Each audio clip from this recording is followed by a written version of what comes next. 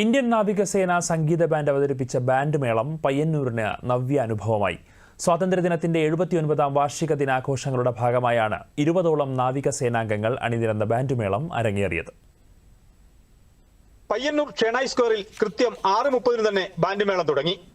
Operation സിന്ദൂരിൽ രക്തസാക്ഷിത്വം വരിച്ച സേനാംഗങ്ങൾക്ക് ആദരവർപ്പിച്ചായിരുന്നു പരിപാടിയുടെ ആരംഭം.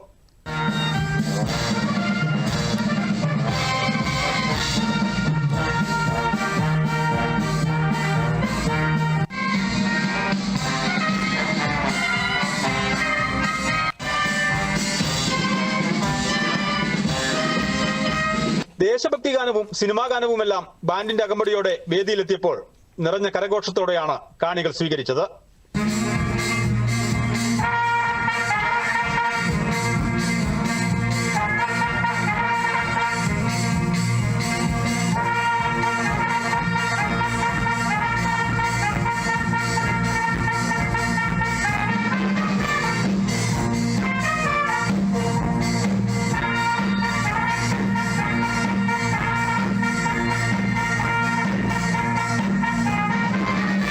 മലയാളത്തിലും ഹിന്ദിയിലുമൊക്കെയുള്ള ഗാനങ്ങൾ നാവികസേനാംഗങ്ങൾ വേദിയിൽ അവതരിപ്പിച്ചതോടെ ചില കുട്ടികളും സേനാംഗങ്ങൾക്കൊപ്പം വേദിയിൽ നൃത്തം ചവിട്ടി.